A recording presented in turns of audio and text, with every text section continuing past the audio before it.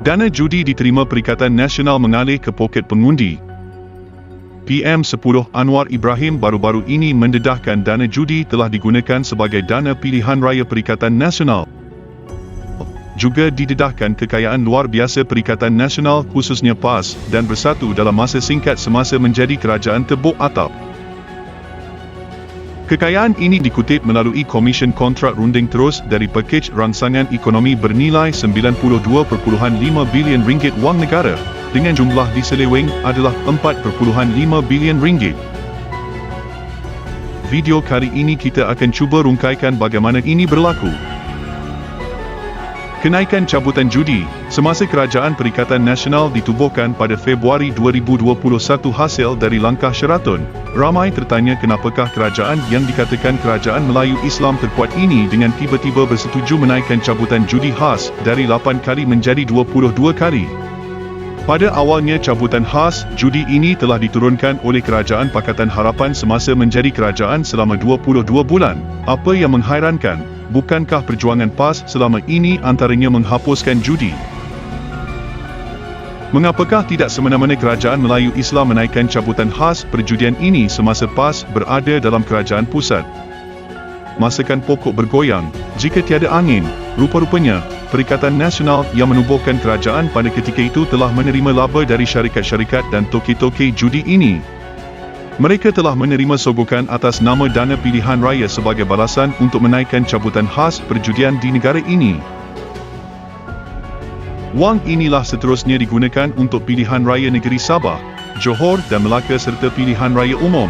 Ini telah didedahkan oleh Perdana Menteri Anwar Ibrahim selaku Menteri Keuangan setelah meneliti dokumen-dokumen yang ada di Kementerian Keuangan. Antara langkah pertama yang dibuat oleh Anwar Ibrahim setelah dilantik sebagai Perdana Menteri ini ialah menurunkan semula cabutan judi dari 22 kali menjadi 8 kali dengan serta-merta. Certainly this is partly used to finance the elections. We have to check on that, you see. Whether you call yourself a Malay party or the Islamic party, notwithstanding, the funds come from the gaming companies. Pendapatan luar biasa Perikatan Nasional. Semasa banyak syarikat gulung tikar disebabkan COVID-19, parti Bersatu sebaliknya berjaya mengumpul RM300 juta dalam akaun parti. Baru-baru ini laporan keuangan bagi tahun 2020 hingga 2021 Parti Peribumi Bersatu Malaysia yang telah dihantar ke ROS telah tular di internet.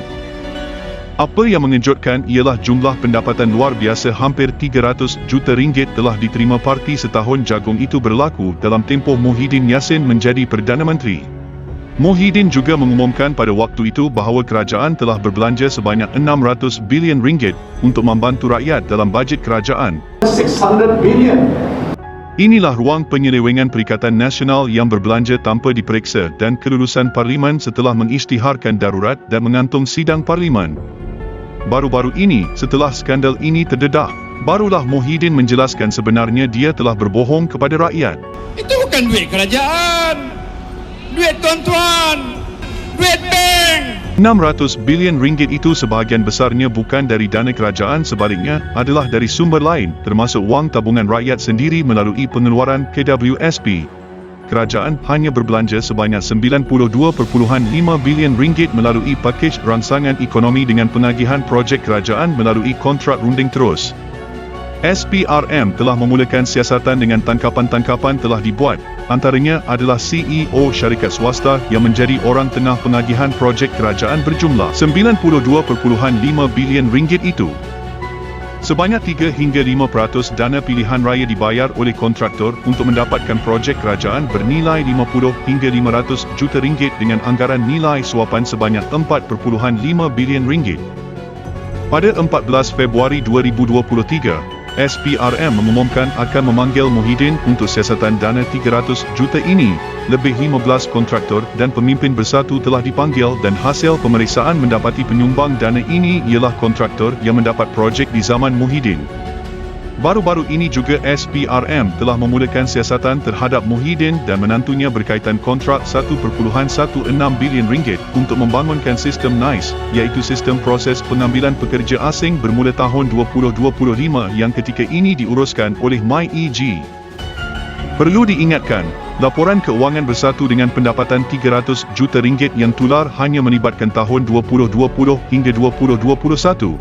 Laporan ini tidak termasuk tahun keuangan 2022 iaitu tahun semasa kempen pilihan raya umum ke-15 berjalan yang mana jumlahnya dijangka jauh lebih besar. Ini hanyalah wang yang telah masuk ke akaun bersatu dan dilapor secara rasmi. Bagaimana pula simpanan tunai atau simpanan ke akaun lain yang tidak dilaporkan? Anwar Musa sebelum ini telah mendedahkan semasa pilihan raya negeri Sabah, Muhyiddin telah menyerahkan kepadanya puluhan juta secara tunai di sebuah bilik untuk membantu dana kempen UMNO yang kehabisan wang. Berpuluh juta Muhyiddin bagi membantu UMNO. Daripada dana judi dan komisen inilah digunakan oleh Perikatan Nasional untuk berkempen dengan cara yang mewah pada PRU ke-15 baru-baru ini. SPRM telah membekukan 2 akaun bersatu dengan baki akaun sebanyak 40 juta ringgit untuk siasatan.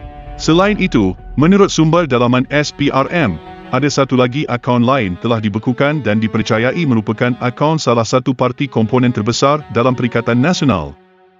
Perbelanjaan luar biasa Perikatan Nasional pada PRN dan PRU 15. Pada PRU ke-15 baru-baru ini, perbelanjaan Parti Perikatan Nasional PAS dan Bersatu dilihat sangat luar biasa. Tidak pernah dalam sejarah PAS berbelanja sebegitu mewah sejak dari parti itu ditubuhkan pada 1951. Sebelum ini, kebanyakan dana pilihan raya PAS datang dari kutipan derma ahli dan penyokong di ceramah-ceramah yang dibuat. Jumlah ini tidak mungkin mencecah ratusan juta ringgit. Bersatu pula parti yang baru ditubuhkan pada 2017 dan mustahil boleh mengumpul dana ratusan juta ringgit dalam masa yang cukup singkat khususnya dalam waktu kegawatan ekonomi akibat COVID-19.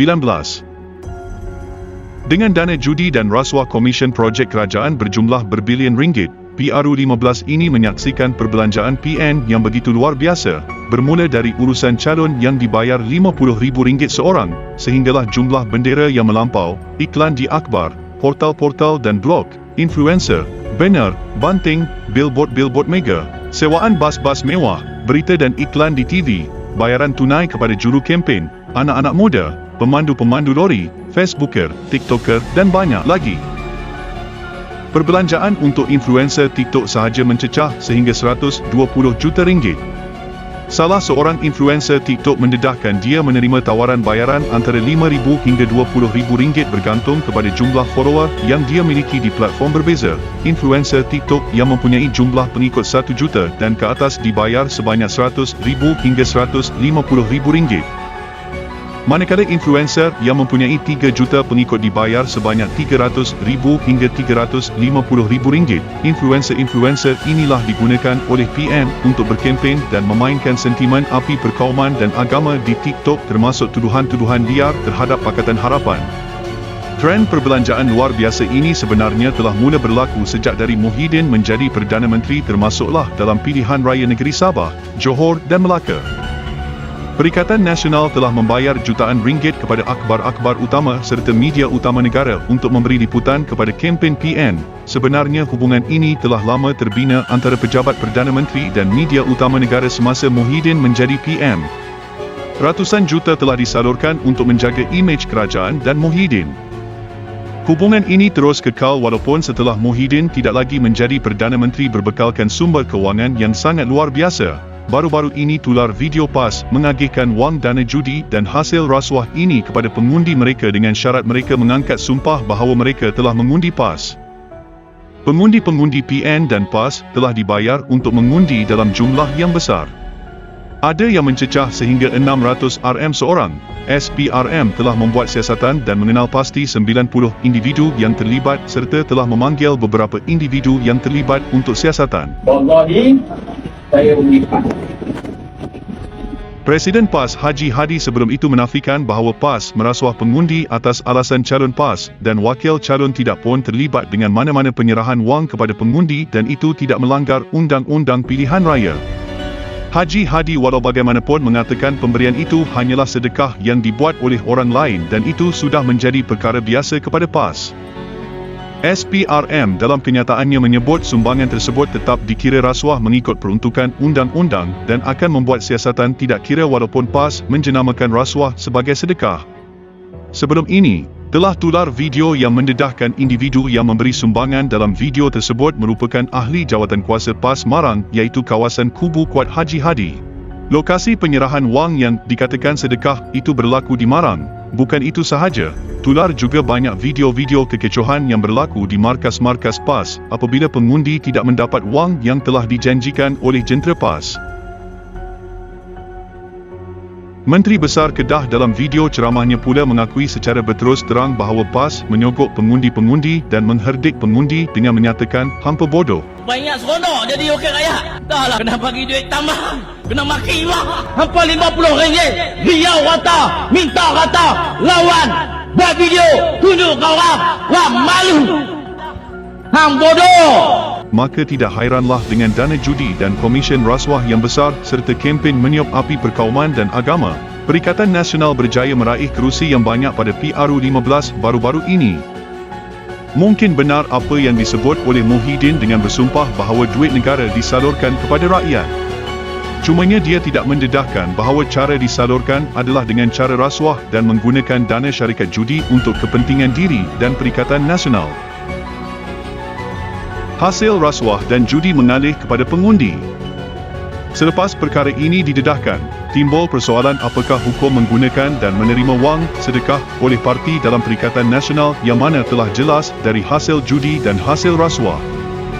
Pemberian dari syarikat-syarikat judi telah mengalih ke poket-poket pengundi Melayu Islam dan digunakan oleh mereka dan keluarga. Tentu sekali perkara ini dianggap syubha, apatah lagi perkara ini jelas merupakan wang rasuah sebagaimana mengikut peruntukan undang-undang negara.